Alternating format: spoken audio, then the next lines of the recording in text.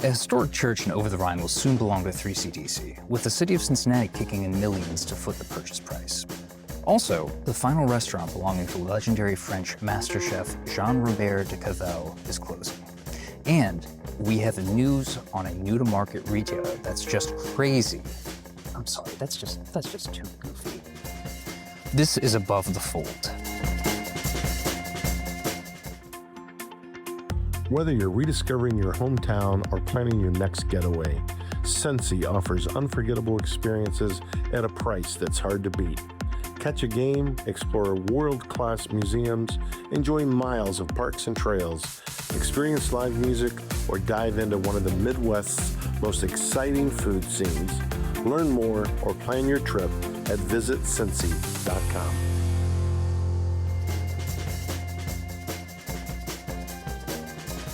Welcome to Above the Fold, a podcast by the Cincinnati Business Courier, presented by Cincinnati Regional Tourism, where we bring you the week's top stories and interviews with newsmakers that take you behind the people and personalities in the news. I'm your host, Andy Brownfield, joined by co-host and Courier Editor-in-Chief, Tom Demeropoulos. Welcome, Tom. Hey, Andy. Happy to be here. So I'm probably going to do this spiel a few more times since we have been on hiatus for nearly 3 years. But Above the Fold is an old newspaper term for, well, sales. After all, isn't all life just sales? No, it was the term for the biggest stories of the day, the bold headlines you'd see at the top of the folded newspaper when walking by a newsstand. It feels like this intro is just full of anachronisms, both advertising what you'd find inside the newspaper and broadcasting the most important news that day. That's what we aim to do with this podcast, take you inside the 5 biggest stories of the week and then have a conversation with a prominent newsmaker from our region. This week, we have Hannah Lowen, CEO of New Riff Distilling. Tom, you're a good West Side Catholic boy, right? I am, Andy. That's my lineage, my background. Well, I too was raised Catholic, and I will say I think the Catholics can claim some of the most beautiful church buildings anywhere. But it's kind of hard for me to think of a church being used as anything but a church, right? I don't know. I've seen a few conversions of former church buildings to homes, which makes for some pretty wild residences. Yeah, and I guess you got the it used to be the old brewery and barbecue place in Over-the-Rhine. I think it's Melatonin Brewing now. Mm-hmm. I had a friend who owned a church. I guess she was the custodian of the church. I think her a former boyfriend who lived out of town owned it. And, you know, she would throw parties at the church. There was a Halloween party that I attended there that was pretty wild. And then like one where it had a blow-up water slide. Inside? In the church yard. Inside would have been wild. But I think it's been since purchased by the Kulkarnis and converted into an event venue. So, I mean, there's precedent for it. And the St. Francis Seraph Church in Over-the-Rhine and its surrounding campus will soon get new life from 3CDC, which is buying the church, which closed earlier this year from Catholic Services, for $5 million. And the city of Cincinnati is footing $4 million of that bill. Yeah, Andy, talk about a partnership here where the city of Cincinnati and 3CDC are coming together to make this happen. This is, to me, Andy, this speaks to kind of the core of why 3CDC exists, is because they're the type of organization that can actually do this and make sense for them to be doing it as opposed to a private developer trying to partner with the city. Yeah, because 3CDC is a nonprofit developer. They don't need to make a big ROI, return on investment, from something like this. I mean, they can take on projects that would not be profitable for private developers to take on. And really for them, the ROI for them is making sure that the neighborhood is great and strong and has the resources and the things that its population needs. And that's sounds like that's what is the case here. Right. So why this matters? With the church itself closing, it was home to an amalgamation of support services for people experiencing homelessness in Cincinnati. There were 6 nonprofits that are providing meals, showers, foot care, behavioral health services, and housing support to Cincinnati's homeless population. And that population's been increasing 5% to 6% over the past 3 years.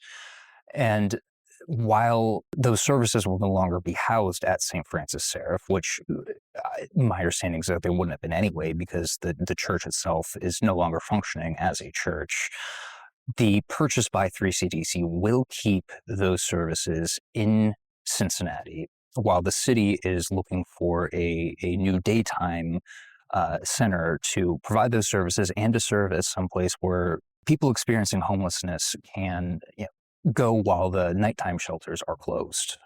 So the property itself, the sale includes 3 addresses on Liberty Street and Vine Street, the church, the Friary, and the Franciscan Media Center and St. Anthony's Center, all in northern Over-the-Rhine, just blocks away from Findlay Market. So Tom, if I asked you the biggest name, past and present, in Cincinnati restaurants, who would you say? And I've got to say it's Jean-Robert, who is so well known. He's known by just his first name. You don't even have to say his last name. It's Jean-Robert. Yes, I do not think it would be a stretch to say that Jean-Robert, he is responsible for the fine dining resurgence in Cincinnati, which, it's a separate conversation on where fine dining is now and if it even truly exists in the way the Maisonette, which he came to Cincinnati from France to run, and it became a state treasure. And then just all the people that worked for him, under him, and with him, got their starts with him. They have gone on to reshape Cincinnati's dining scene. I mean, you're talking about people like David Falk, who I would argue is the standard bearer today for fine dining in Cincinnati. He was a protege of Jean Robert. Molly Wellman, who is responsible for, I guess you could argue, Cincinnati's craft cocktail scene. Yeah, she got her start making cocktails at Jean Robert's Chalk. There's just a lot of he's had a wide reach. Yeah, I don't think tentacles is the right word, but the tree of talent that has come from Jean-Robert is really incredible to think about. Not just what he did with his restaurants individually, but his legacy, where Cincinnati has gone since Jean-Robert has been in the market. It's pretty amazing. Yeah, I think it's a fair argument to make that a lot of the institutions that are around today would not be here but for the mentorship, training, and guidance he gave. So it's the end of an era. As of August 1st, after 11 years, the last remaining restaurant from Jean Robert is closing.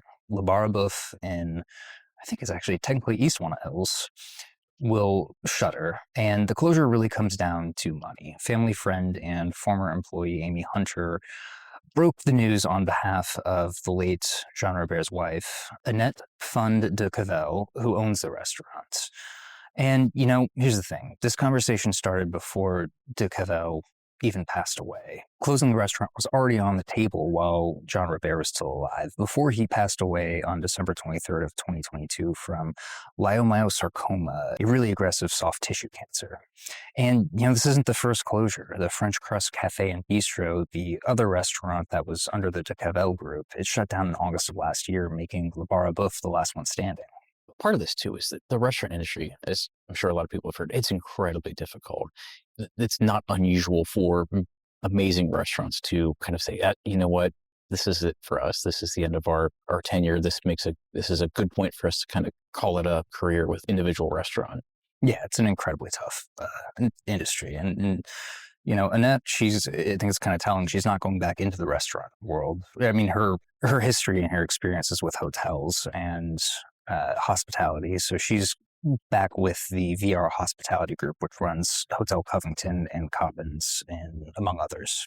So Tom, I know we talked about this last week, but I think this story is going to stick around for a while. The caps over Fort Washington Way.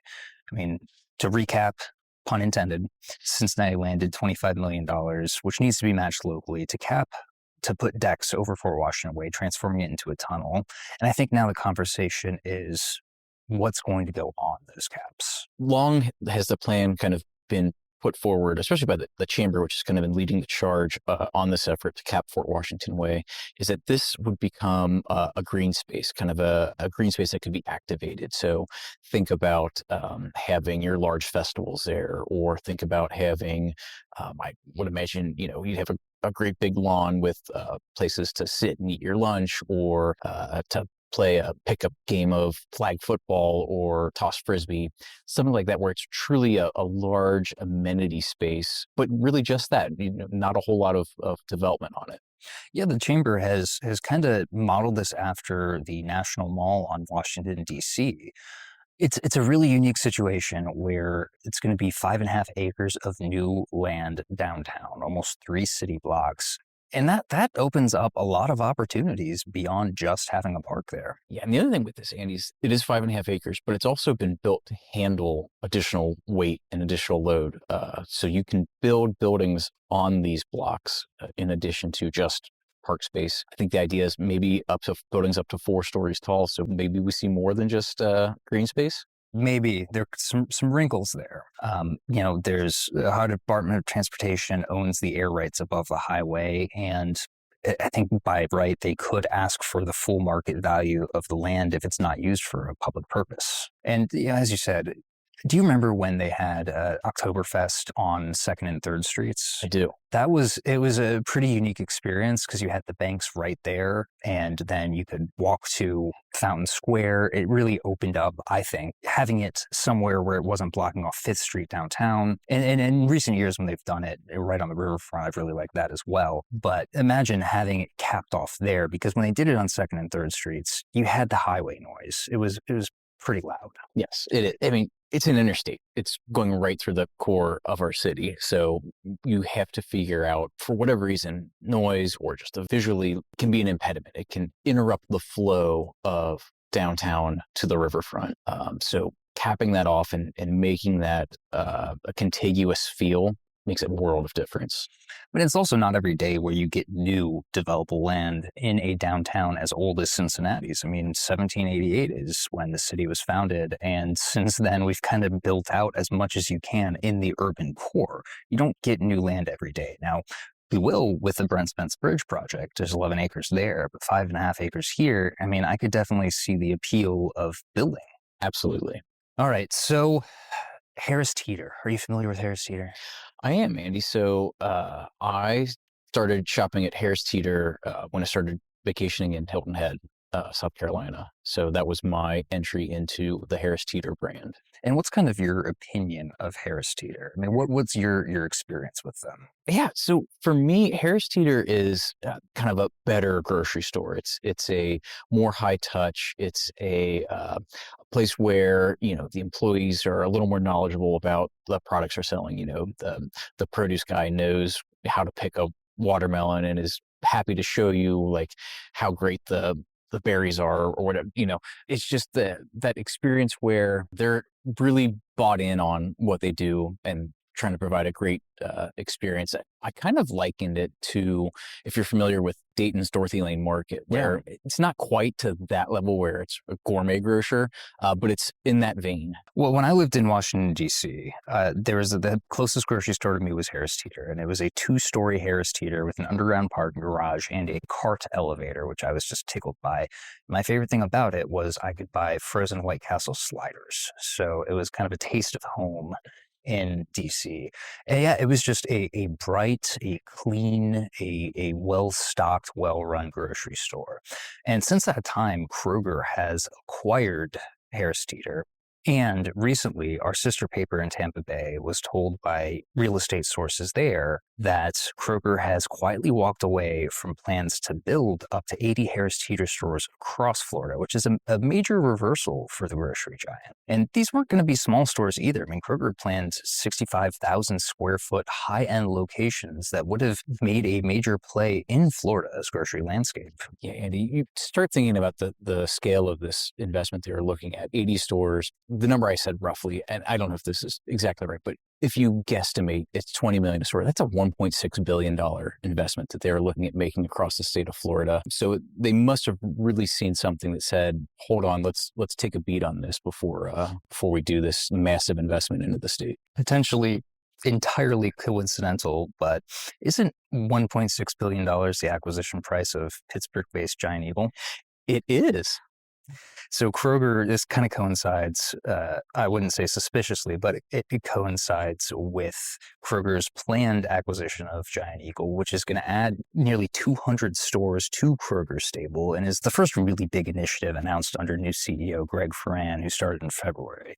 And he said that he's on the record as saying that Kroger's not been opening stores fast enough, but maybe acquisition is a faster route to opening those stores and building them from the ground up. It could also be, Andy, that they were looking at the Florida market, and I don't know if you've been down there, but that's a difficult market, especially with Publix being such a strong operator there. They're another one of those grocery stores that operates at kind of that Harris Teeter or Whole Foods level. Yeah, they're a strong competitor, and they're knocking on Kroger's front door with opening up in northern Kentucky, and I'm sure we're going to see more on that front. Tom, so I've told you about my love for BIDFTA, or BIDFTA, I guess is their real name, right? Correct. So it's one of those places where they just buy lots of, a lot as in, a lot of goods. Any way I say it, it just sounds like I'm saying many goods. I mean, like lots of goods from retailers like Target, Amazon, store returns, open box stuff that like Target can't really take back and resell. And BIDFTA will auction off some of the more high dollar items, or they will have bins where, they get a shipment of stuff in on a Friday, and then everything in that bin is $7. And then on Sunday, they drop the price down to $5. And then on Wednesday, they drop it down to $1. So it's kind of this picking experience where you sort through the bins, you try to find, you might want to go on the day that they restock because that's when they're going to have the best selection.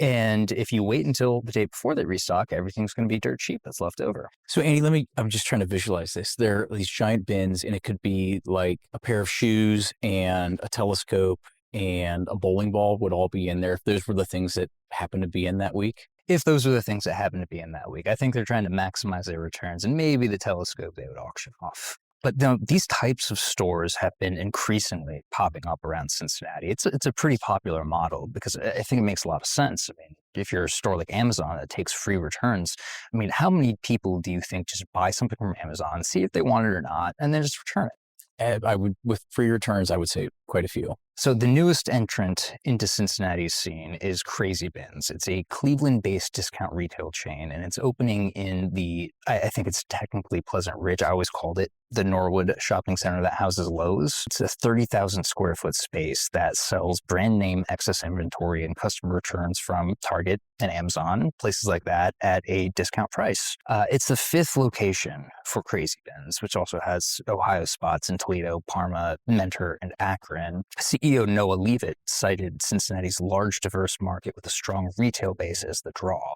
And it's becoming an increasingly crowded space with retailers like Mac.bid, All Surplus Deals, Dive Depot, and my favorite, BIDFTA. And BIDFTA has 14 tri-state locations, though they just closed one near me in Anderson back in March. Terrible. Drive a little bit further. With family-friendly attractions, vibrant neighborhoods, there's something new around every corner. The Cincy is the perfect place to spend a day, a weekend, or longer. Learn more or plan your trip at visitcincy.com. So this week on the podcast, we have Hannah Lowen, CEO of New Riff Distilling. Bourbon is an interesting business. You have to be really good at forecasting demand years and years in advance. Once you distill the spirit, it sits aging in warehouses for a long time. Because there was a massive boom in demand a few years ago, and producers invested billions of dollars in whiskey, only for consumer tastes to have changed before the aged hooch could hit shelves. Hannah tells us how New Riff is managing that shift and what's new at the distillery. So I don't know if you remember this, but for our Women Who Mean Business reception, you gave me the little New Riff lapel pin. Yeah. And I still wear that on my blazer, and I get compliments on that. I mean, it's really cute. A tiny whiskey bottle. Well, the thing is, we had an event last night at Wenzel Distillery. Yeah. And someone pointed out to me, like one of our coworkers, and it's like, you don't want to start a turf war here. No, there's no. They I feel like some of our esteemed graduates have ended up distilling at Wenzel. We wish them the best. And the guy who did our graphic design for a long time at Durham is involved with Wenzel. No turf war there. Okay. Big tent in the distilling industry. It's especially up here in Northern Kentucky. Like there's plenty of room for all of us to go around, and they do such cool stuff. I feel like they're doing an awesome job. It's a really unique concept, just like the ability to blend your own. Mm-hmm. Yeah, and it's right downtown. I mean, it's nice. Those little pins I have somewhere, but never where I need them. Hundreds of them. Yeah, because I must take them off my blazer put them somewhere. And then like this morning, because I thought maybe this was on camera, I was like, where are my pens? And I did not have any at home, but it means they're all in a pile. Well, as long as they're somewhere. I made a ton of bumper stickers for my high school band, and now that I'm 20 years removed from that, I wish I had them somewhere, and I wish I could just like slap them on things. You walk past a sign and just be like, mysterious Do you, briefcase. do you know what they look like? Like you could recreate them if need be. I could, yeah, but I don't know if it's worth spending the money on it. You know, my wife was the owner and founder of Lil's Bagels way back in the day, and we have still in our garage like some old Lil swag. That every once in a while I'm like, what are we gonna do with these 3 boxes of like coffee tumblers forever? But maybe in 20 years we'll be very happy to have them. I bet you will. Yeah. And then, if nothing else, you could put them in a vintage market. Or, So I think we had Ken Lewis on here, your predecessor, founder of New Riff, 2 years ago. And back then he predicted a whiskey bubble, a bourbon bubble. And I'm curious to hear, boots on the ground, what your experience of the bourbon market in 2026 has been. Well, Ken is a smart man. I've actually heard him describe it as irrational exuberance back then, 2, 3, 4, 5 years ago. And I think what we are living right now is the correction. There is a massive glut of inventory. It's wonderful for drinkers and consumers. If you're a bourbon drinker for the next decade, you're going to have access to fantastic whiskey at really fair pricing. So on a consumer side, it's really good. But a lot of people were making their projections and their bets and loading up on inventory for a curve that looked like a rocket ship for a long time. And it really did. And there was way more demand than supply. And we just have gotten to a leveling off. So what we see in our world is that it's not going down, it's just flattened out, but the oversupply is making it much more competitive for everybody out in the market. But people have corrected. I think a leading indicator is that the cooperages, so the folks we buy barrels from, so they're on the front end of the supply chain, very beginning where people are filling up new barrels, going into warehouses for 4 to 10 years, they are way down, which means every producer has corrected their projections. And so I think we will level out and get things back in line. But for the next, many people are predicting 4, 6 years, there's going to be this chunk working its way through the snake. Of course, it's an appreciating inventory. So it's not terrible for something that you plan to release at 4, aging up to be 6 or 8, but it's definitely a problem. And it's caused a lot of headaches in the industries. It's being met, that oversupply, with a lot of other headwinds from THC beverages, from GLP-1s. There's a lot of talk about Gen Z and drinking alcohol. And for New Riff, that's less, they were not our core customer base to begin with. Because when you start at that age, Gen Z's age, you're probably drinking Old Crow. Yeah. If you're drinking bourbon at all. Right. Or you're drinking RTDs or drinking at all. You're drinking bad beer. I mean, I think if you ask a millennial, often their path to a nice, fine cocktail started with High Life or Natty Light. And then you were like, oh, I actually like craft beer. And I wonder how this was made. Now I'm into cocktails. So we don't see direct impact from that. But all of our, the soup we're swimming in, all of those people feel that impact. And so they have more inventory. Tariffs. I mean, you name the kind of like cut that could happen has rolled out here the last couple of years. So I think 2026, one of our senior sales VPs was telling me like last year it was flat is the new up in sales at least. And if you were stable, that was really strong performance. And this year we're about in that same world. So we're actually having a really good year. I'm like afraid to say it out loud as to not jinx anything. We're having a really strong first half of the year. But if we are ahead or flat, that's really good right now. And compared to a lot of our, especially in premium bourbon, those big companies that have, their lines go all the way down to entry level vodkas, RTDs, et cetera. They have a lot of other places to spread out the dollars on, but we're such a tight portfolio. We live in premium, ultra premium whiskey, a little bit of gin. We're quite happy with where we're sitting now, but it's choppy waters, to say the least. So for people who are not familiar, I mean, bourbon is one of those products, and you have invested tens of millions of dollars in this infrastructure, but it's not just something like craft beer where you brew it, You ferment it, you bottle it, you sell it. Right. It's a little bit longer of a process. So for people who may not be familiar, what is the process between starting the distilling process and new Riff, let's just say bottled and bond, landing on shelves? Yeah. Think initial fermentation and distillation takes 3 to 4 days. That's assuming you have everything you need in-house and you've built your distillery. We start with water, grains, yeast. Everything gets fermented for 3 to 4 days, and then it takes a day to distill it, and we put it into a barrel. That's, the very embryonic part of the process.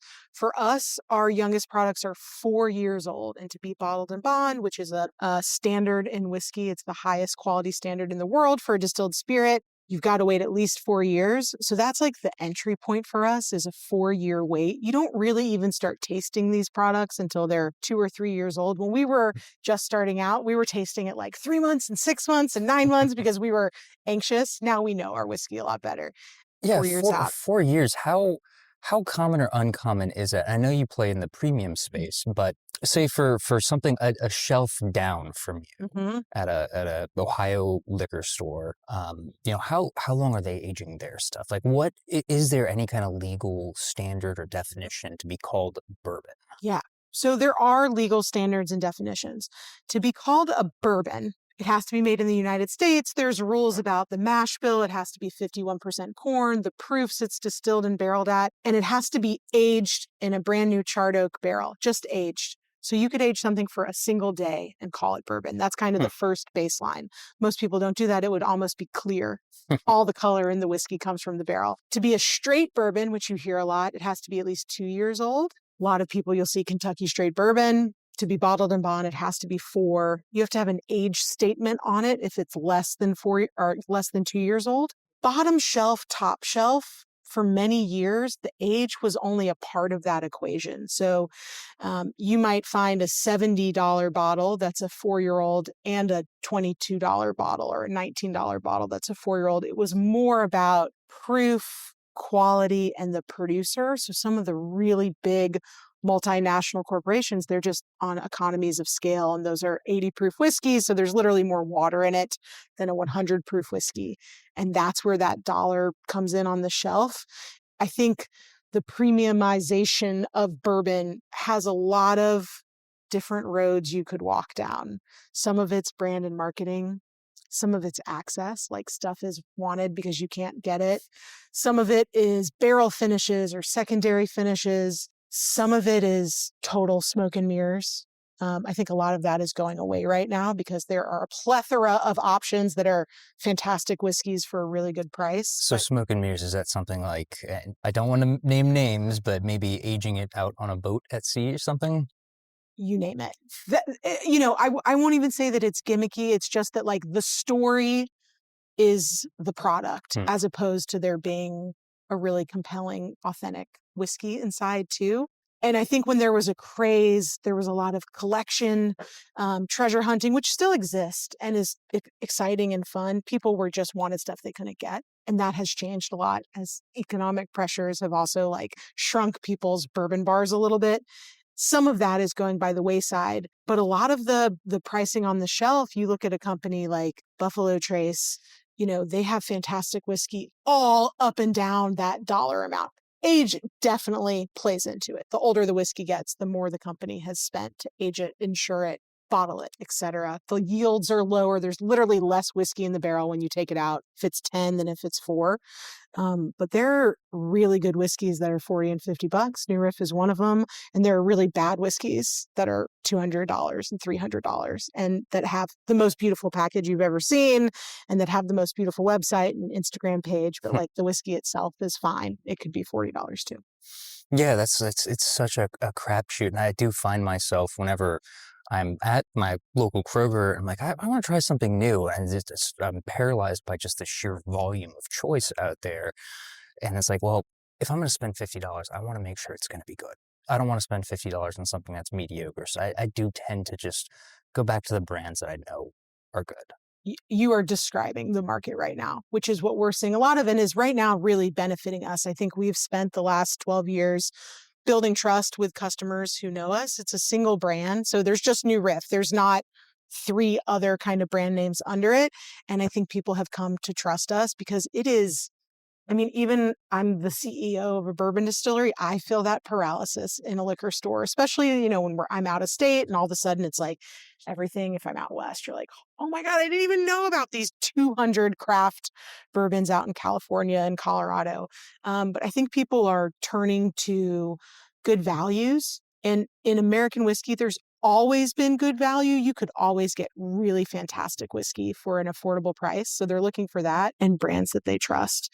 And for us, we feel like once people try us at the dollars that we are selling, we get them the second time. So for us, it's about trial and meeting new customers because we think we offer the right value. And that, you mentioned Ken earlier, like he was a liquor retailer for 30 years. So pricing was like the first thing in his head. He always said, pigs get fat and hogs get slaughtered. And we've tried to live in that space where like we want to create a company that's profitable and can provide for its employees and their families. But also we're not trying to get like every single dollar that the market would take, because that dollar amount in 2019, some of our specialty releases like Balboa Rye or Winter Whiskey that were rarer than, we could have charged 4 times what we were and we didn't. And now it would be discounted at that percentage, which is what we see on the shelf with a lot of other brands. Yeah, and so does that discount kind of kill the idea of this premium brand? Like it's like something that, had been available for this price because they could charge for that much. And then now that it's discounted, you kind of loses its luster a little bit. Yeah, I mean, I think a lot of folks, and I can't blame them. I mean, people have different motivations and context, but they were charging what the market would allow, not necessarily what you would conceive of like fair pricing. We probably have done ourselves a disservice at times of not moving further up that scale, but our core entry-level bourbon, our bottled and bond 4-year-old, which by the way was named the world's best bourbon this year, which has been amazing by World Whiskey Awards. It's like 90 blind tasting experts picked our 4-year-old as the world's best bourbon. That's $39.99. That's like the base of our pyramid. And we just released a 10-year-old in our whiskey club this year that was $90. So we have a $50 spread, but it's still relatively constrained.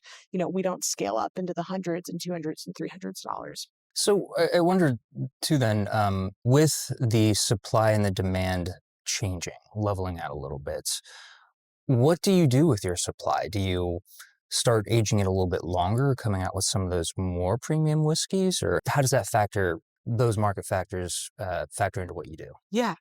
I mean, there's kind of it's funny, in whiskey, short term is like 3 or 4 year window and long term is 10 plus years. So like when I'm like, well, short term, we're aging up in places. So if we have stuff we plan to release at 4 or 6 and the volume's not there, it can just age a little longer and it kind of adjusts what you have available at 8 or 10. Long term, we're adjusting projections. And New Riff and every distillery in America has shifted their long term projections because that's how we're modeling capacity needs in the future, how much warehousing we're going to need, et cetera. I mean, you can imagine if you thought you were going to be cycling things out of your warehouse that aren't. Now maybe you need more space. Luckily, we built a big old warehouse out in Silver Grove, so we have plenty of room.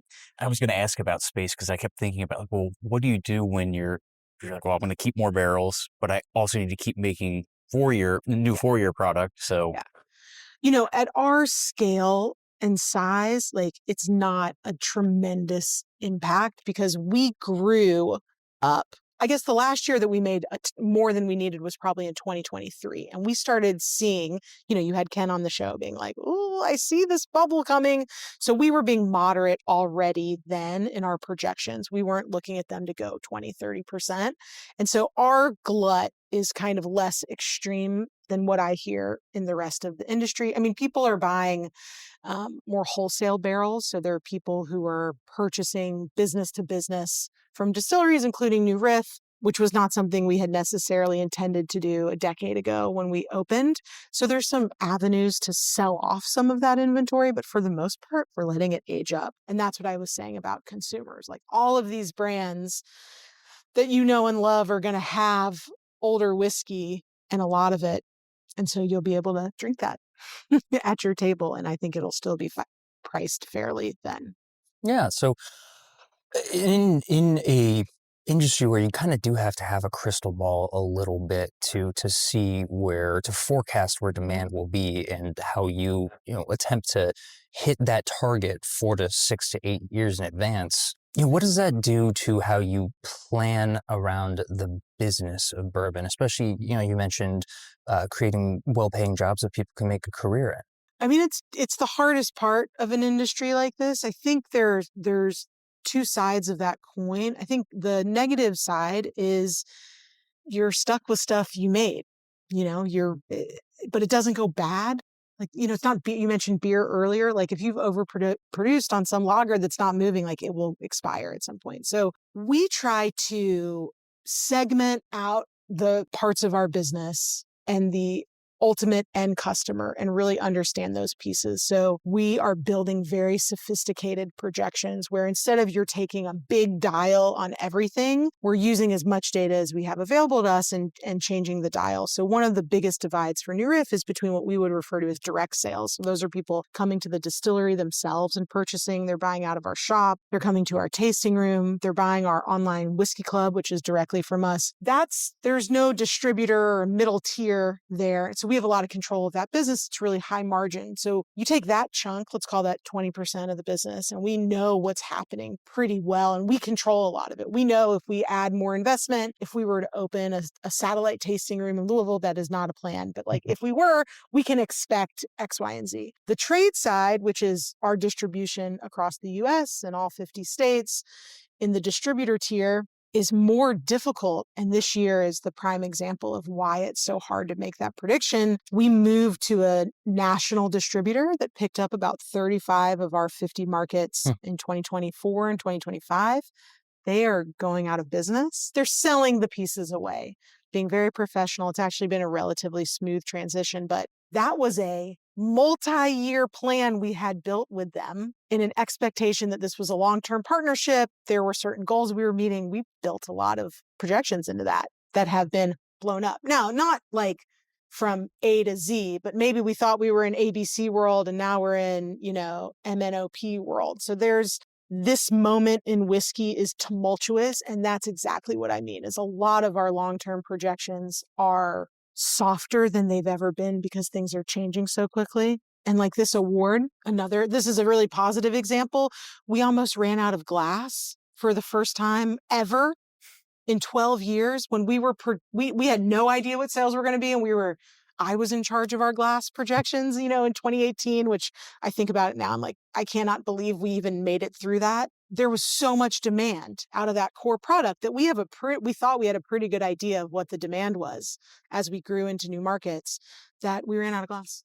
Now, we had a plan. Our ops team is badass. They figured it out. We never actually shorted any customers or ran out of inventory, but like to have a packaging scramble was not an expectation in 2026. And so now we're like, okay, well, is that the new normal?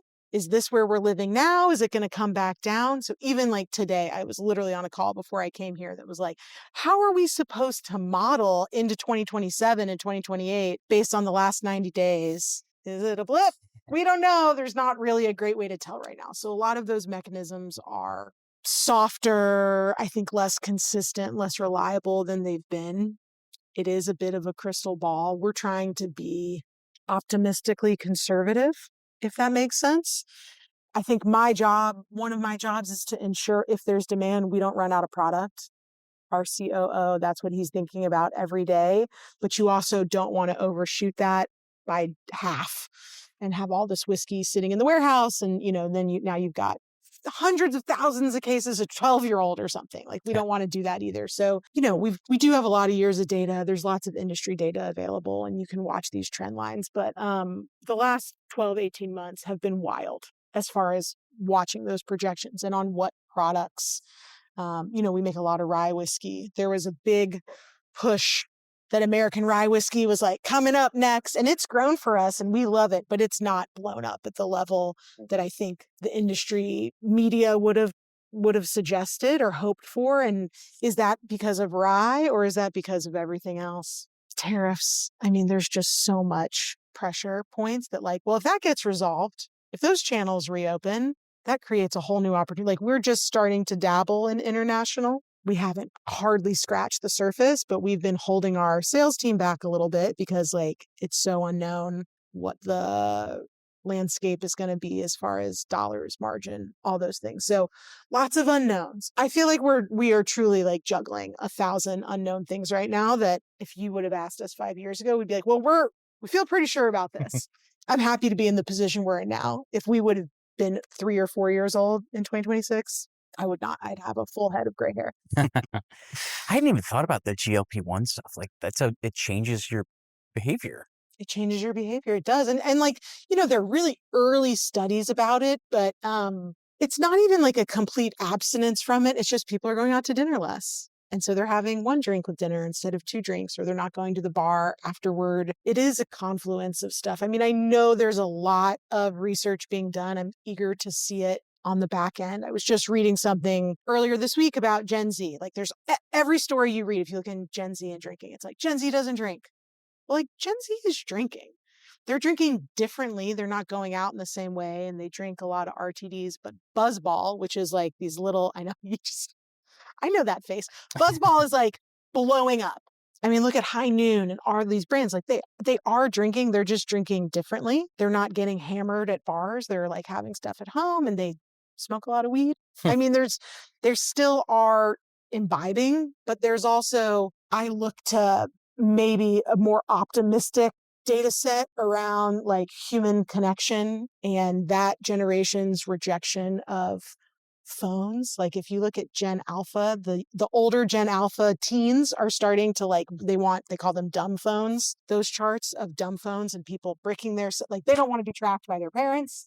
They don't want to be on Meta. They don't want to do any of this stuff. And I see them as a light of people who are going to return to that feeling. When you walk into a good bar to meet up with your friends or you're celebrating with family, like that actual moment of connection is our favorite place to be a part of. And I actually think we're going to swing back that way at some point. When? I don't know. Yeah. I hope we'll have whiskey for it. I think we will. We'll be ready for it. But being prepared for that without like putting all of our eggs in, we're not doing a ton of marketing at Gen Z right now. We're just too small to take those big swings at the moment. So I got to ask, because I see these, especially when the state of Ohio does their raffles for highly allocated products. Who comes up with the tasting notes? I can tell you it's not me. I have like notoriously one of the worst palates of all of New Riff.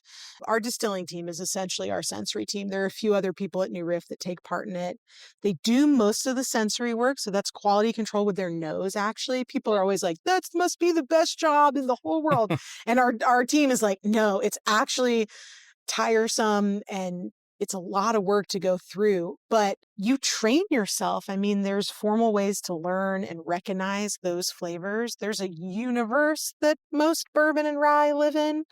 Vanilla, frosting, and leather are like a part of that universe. Dark fruit, wood, smoke, they will joke. Like the difference between like cinnamon and, red hots and the way you're describing that flavor can be fanciful, if you will, but it's real. It really is. I laugh about it because I couldn't tell you unless someone explained it to me, but then they say it and you're like, oh yeah, I really get it.